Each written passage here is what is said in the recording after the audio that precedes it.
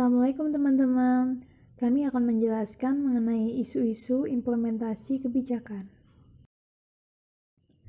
Sebelumnya, perkenalkan kami dari kelompok 3 yang beranggotakan Arida Maulida, Gayo Harga Utami, Pradisa Asriningtyas, Triana Putri Setia, dan Rifa Nabila Nugrahani. Materi yang akan kami sampaikan yang pertama yaitu pengertian implementasi kebijakan publik, yang kedua pengertian implementasi kebijakan pendidikan, yang ketiga kebijakan pendidikan pada masa pandemi, yang keempat tujuan kebijakan pendidikan, yang kelima implementator dan sasaran kebijakan di bidang pendidikan, yang keenam pentingnya membahas implementasi kebijakan pendidikan, ketujuh implementasi kebijakan menurut model Smith, dan yang kedelapan saran terhadap implementasi kebijakan. Pembahasan yang pertama yaitu pengertian implementasi kebijakan publik.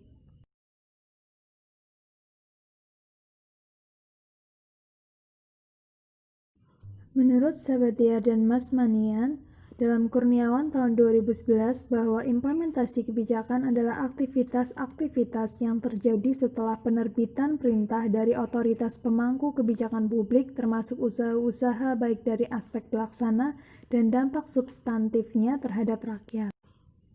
Sedangkan menurut Van Meter dan Van Horn dalam Louisiana tahun 2018 yang menjelaskan bahwa implementasi kebijakan sebagai suatu tindakan yang dilakukan baik oleh individu atau pejabat-pejabat atau kelompok-kelompok pemerintah atau swasta yang diarahkan untuk tercapainya tujuan yang telah digariskan dalam keputusan kebijakan. Jadi, implementasi kebijakan publik adalah suatu tindakan dan aktivitas yang terjadi setelah kebijakan ditetapkan oleh pemerintah untuk mencapai tujuan yang telah ditetapkan. Pembahasan yang kedua yaitu pengertian implementasi kebijakan pendidikan. Implementasi kebijakan pendidikan merupakan suatu proses penyelesaian masalah pendidikan untuk mewujudkan policy goal dengan melewati suatu proses atau delivery mechanism yang sesuai dengan prosedur dan policy outcomes atau menikmati hasil kebijakan yang dapat dinikmati bagi seluruh stakeholder pendidikan untuk meningkatkan kepatuhan dan ketertiban administrasi. Implementasi kebijakan pendidikan ini merupakan kegiatan yang penting setelah suatu kebijakan dirumuskan. Tanpa suatu implementasi, maka suatu kebijakan yang telah dirumuskan akan sia-sia. Oleh karena itu, implementasi kebijakan pendidikan mempunyai kedudukan yang sangat penting dalam kebijakan publik pada umumnya. Pembahasan yang ketiga yaitu kebijakan pendidikan pada masa pandemi. Kebijakan publik di bidang pendidikan dapat didefinisikan sebagai keputusan yang diambil bersama antara pemerintah dan aktor di luar pemerintah dengan mempertimbangkan faktor-faktor yang mempengaruhinya untuk dilaksanakan atau tidak dilaksanakan pada bidang pendidikan bagi seluruh warga masyarakat. Kebijakan publik bidang pendidikan meliputi anggaran pendidikan, kurikulum, rekrutmen tenaga kependidikan, pengembangan profesional staf, tanah dan bangunan, pengelolaan sumber daya, dan kebijakan lain yang bersentuhan langsung maupun tidak langsung atas pendidikan. Menurut H.A.R. Tiller sendiri memberikan makna yang sedikit berbeda tentang kebijakan pendidikan.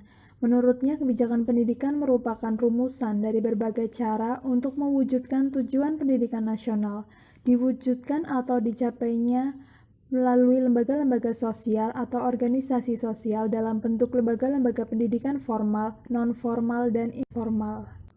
Dengan demikian dapat kita pahami bahwa suatu kebijakan apabila tidak diimplementasikan, maka tidak akan dapat diketahui tingkat keberhasilannya untuk orang banyak. Kebijakan hanya akan menjadi rencana konseptual yang akan tersimpan rapi dalam tumpukan arsip-arsip saja. Pembahasan yang keempat yaitu tujuan kebijakan pendidikan. Dilihat dari sisi tingkatan masyarakat, tujuan kebijakan di sini dapat diamati dan ditelusuri dari hakikat tujuan pendidikan yang universal, yaitu mencerdaskan kehidupan bangsa.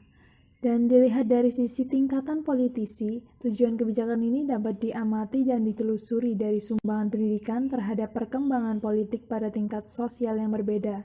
Pendidikan yang telah menjadi suatu kebijakan publik diharapkan dapat memberikan kontribusi yang positif supaya tercipta generasi masyarakat dalam aspek keseimbangan antara hak dan kewajiban sehingga wawasan, sikap, dan perilakunya semakin demokratis. Dilihat dari sisi tingkatan ekonomi, tujuan kebijakan ini dapat dilihat dan ditelusuri dari kesadaran pentingnya pendidikan sebagai investasi jangka panjang yang didasarkan pada beberapa alasan, yaitu pendidikan adalah untuk perkembangan ekonomi dan bukan sekedar pertumbuhan ekonomi. Investasi pendidikan memberikan nilai-nilai baik yang lebih tinggi daripada investasi fisik di bidang lain.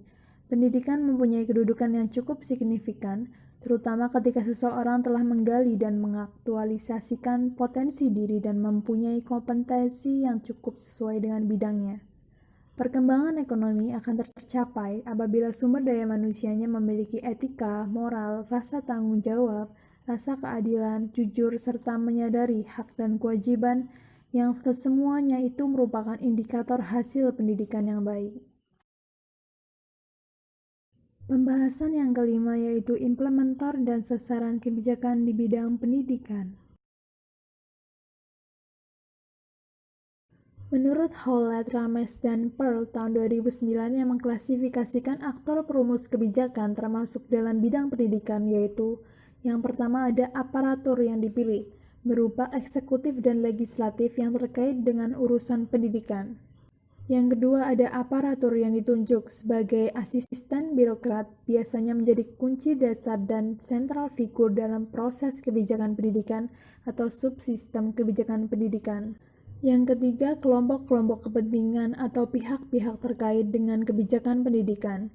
Pemerintah dan politisi seringkali membutuhkan informasi yang disajikan oleh kelompok-kelompok kepentingan guna efektivitas pembuatan kebijakan pendidikan atau untuk menyerang oposisi terkait kondisi pelayanan pendidikan.